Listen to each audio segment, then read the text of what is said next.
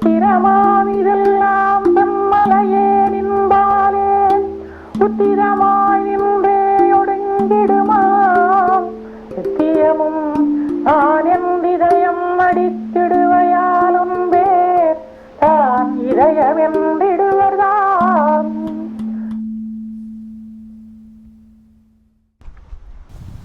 Today we're going to be, I'm going to be talking about verse 2 of Arunachala Pañcaratnam.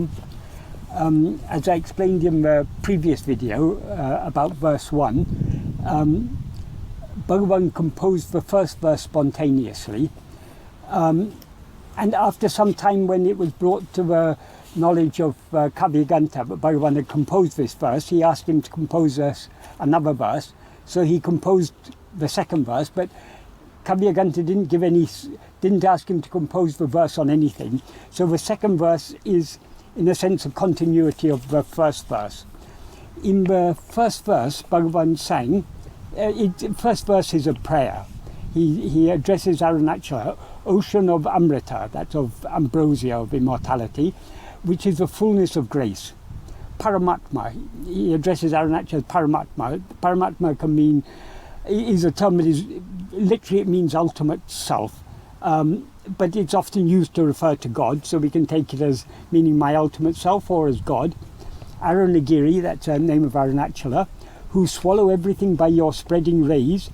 That spreading rays refers to the rays of pure awareness. Shine as the sun, but makes my budding heart lotus blossom fully. So there, here he asks for his heart lotus to be blossomed. Here, heart is used in the sense of the mind. In the Sanskrit version, Sanskrit original, Bhagavan used, in Tamil he used the term ulapu, which means the inner flower or the heart flower. In Sanskrit he used the term chitta kanja, which means the lotus of chitta can mean mind or will or heart, more in the sense of mind, but in the sense of pure awareness. So that's the sense in which he uses the word heart here. He uses it in a slightly different sense in the next verse. And he says here, but Arunachala, Arunachala swallows everything in its spreading rays. So in the second, when he was asked to compose another verse, he followed on from that idea of Arunachala swallowing everything. So how everything comes into existence, and what is the real nature of Arunachala? That is what he refers to in verse 2. As I explained last time, Bhagavan first composed these verses in 1917 in Sanskrit. Later, in about 1921 or 22, when a devotee wanted to publish all of Bhagavan's hymns on Arunachala, he asked Bhagavan to compose this in Tamil. So there's a Sanskrit verse. For each verse there's a Sanskrit version and a Tamil version. So we'll start with the Sanskrit version, which was the original version that Bhagavan composed. Tvayyaruṇācala sarvam, bhūtvā, sthitvā, pralīnamētaccitram, hṛdayam hṛdayaham iti ātmatayā, nṛtyasi bhōstē, vadanti hṛdayam nāma. That means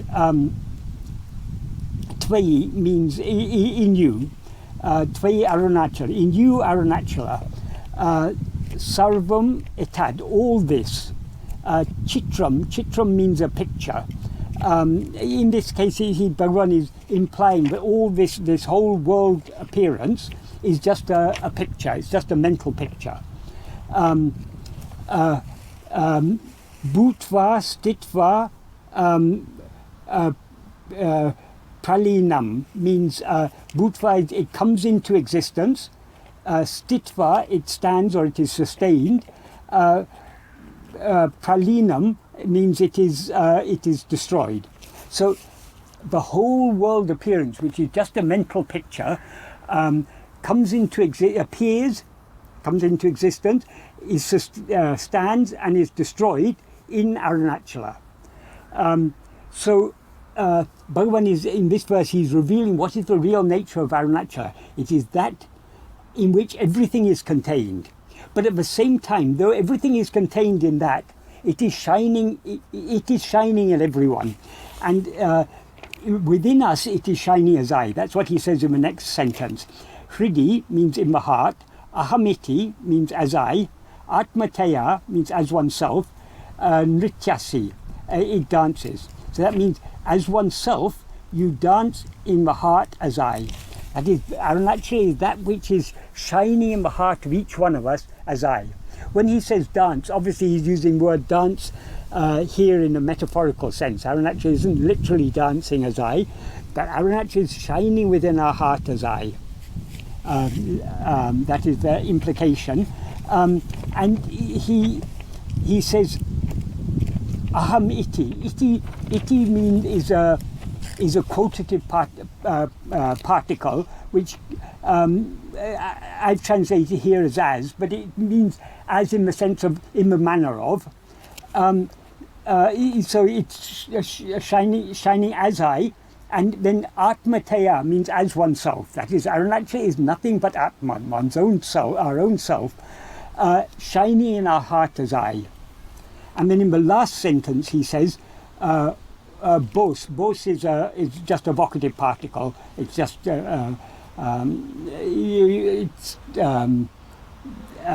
difficult to translate it in English. Something like hey, but that wouldn't quite sound right in English.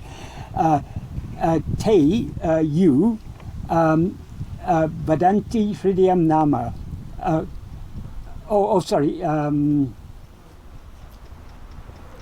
Sorry, te means they. Te means for you. Vadanti means they say. Hṛdayam means heart. Nāma. So for you, they say heart is the name. In other words, the term heart, in its deepest sense, that's in the sense of the very essence of our being, the fundamental awareness. I am, our own fundamental awareness of our own existence. That's what Bhagavan means by heart. And he says here, but heart is the name of Arunachala. That is what the heart truly denotes, is Arunachala. And what is Arunachala? It is that which is shining in our heart as ourself and as I. And it is also that in which everything is contained, in which the whole world picture appears, disappears, and appears, stands and disappears, comes into existence, is sustained and is destroyed. In the Tamil verse means much the same. What he says in Tamil is Chittiramam Mikhdalam Semalaye Nimbale Uttidamai Nindre Odungiduma Nityamum Nanindridayam Nadittiduvai Yalumpe Tan Idayam Endriduva Tam.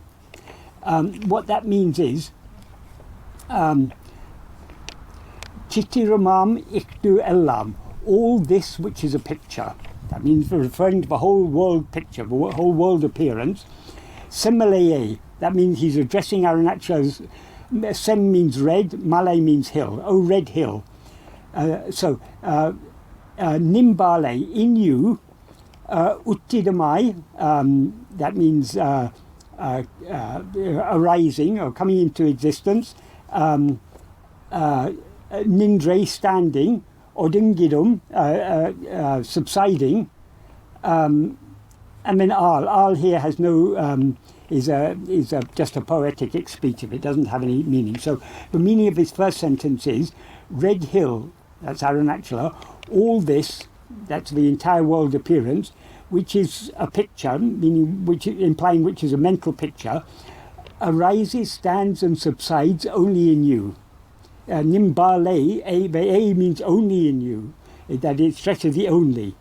And then what is two sentences of the second and third sentence in Sanskrit, Bhagavan makes into one sentence in Tamil. Nityamum nan endru idayam tvayyaruṇācala, since you dance eternally in the heart as I, nityam, that word nityam is not there in Sanskrit, but he added that in Tamil. Arunachala is that which is always shining in our heart as I. It's always dancing in our heart as I, as he says metaphorically, dancing eternally in our heart as I. So since that is the case, unpēdan idyam nṛtyasi. They say that heart is your name. That your name is heart. That your name itself is heart. So the whole verse, the Tamil version means red hill. All this, which is just a picture, arises, stands, and subsides only in you. Since you dance eternally in the heart as I, they say your name itself is heart. So there are some minor differences between the Sanskrit and the Tamil. In the Sanskrit version, he says not only as I, but also as oneself. But in the Tamil version, he says you dance eternally. The word eternally is not there. But other than that, so substantially, this is the same. So when he said in the previous verse, but Arunachala, by its spreading rays, swallows everything, he means it swallows the entire world appearance, swallows all phenomena, not only phenomena, but also the perceiver of phenomena, and that's ego.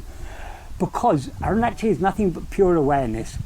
This world appearance appears in whose view? Only in the view of ourself as ego. And ego is nothing but a false awareness of ourself. An awareness of ourself is something other than what we actually are. So long as we are aware of the world appearance, we are standing as ego. And so long as we are standing as ego, we are not aware of ourselves as we actually are. When we are aware of ourselves as we actually are, because ego is nothing but a false awareness of ourselves, and awareness of ourselves is something other than what we actually are, when we're aware of ourselves as we actually are, ego is thereby destroyed. And in the absence of ego, this whole appearance ceases, because this appears only in the view of ego. So when Arunachala swallows us as ego, in the spreading rays of his light of pure self-awareness, everything will be swallowed. So these things appear, stand, and are destroyed in you only so long as we rise as ego. When we don't rise as ego, there is no world appearance. And what is Arunachala? Arunachala is nothing but that which is shining in our heart as I. So if we want to know Arunachala, we cannot know Arunachala as it is by looking outwards. We must turn our attention back within to know ourselves as we actually are. That is what he explains particularly in the next verse. In fact, even in the next two verses, he continues that, emphasizing that to know Arunachala, we need to turn our attention within. But why? Because Arunachala is that which is shining in our heart as I.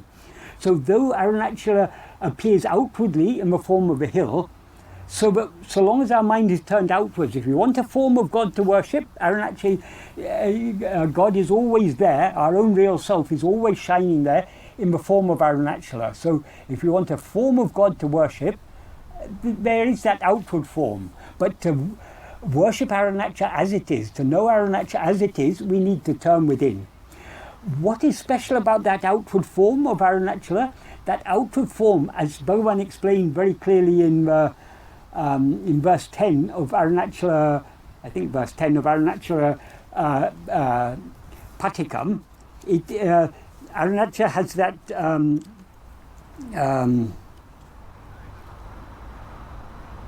yes, in verse 10 of Arunachala Paticam, Bhagavan explains very clearly, Arunachala has that power to turn our attention back within. You don't even have to see the form of Arunachala, even the mere thought of Arunachala. If you think once of Arunachala, it will begin its work in your heart, and it will gradually draw the mind back within and turn the mind back to face itself and draw it within, and thereby it will swallow the ego. So it is only by turning within that we can know Arunachala as it is. The outer form of Arunachala has that special power to help us to turn back within. So this is the significance of the prayer in the first verse, that Arunachala is praying to, Bhagavan is praying to Arunachala to blossom to shine as the sun, to blossom the lotus of his heart. That means to shine forth as pure awareness in order to make the ego blossom as pure awareness. Because what ego is in substance is nothing but pure awareness. It's only in appearance that ego seems to be something else. So when we as ego turn our attention within, we will blossom as pure awareness and thereby cease to be ego. So the key is turning within, because what we are seeking to know is the true nature of Arunachala. Arunachala is that which is always shining in our heart as I. So what he says in this second sentence of this second verse, in Sanskrit, hṛdayam aham ātmatayā nṛtyasi, that means as oneself you shine in the heart as I. And in Tamil he said, nityamum nan endru idayam naditudvayyaruṇācala. Since you shine eternally in the heart as I. This is the key to understanding Bhagavan's great love for Arunachala. Arunachala is essentially that which is always shining in us as I. But because our mind is outward turned, Arunachala has appeared in the form of a hill to give us a form to worship, but that form has a special power to turn our attention back within. And the other thing about the form of Arunachala, as Bhagavan said, the ultimate teaching, the true teaching, is the teaching through silence. So Arunachala is always teaching us through silence. But because our mind is so extroverted, we are not able to understand that silence. So Arunachala appeared in the form of Bhagavan to give us teachings to turn our attention back towards I. When we turn our attention back towards I, then the ego thereby subsides and we remain in our natural state, which is perfect silence. So all these strands of Bhagavan's teachings are all intimately connected and all tied together.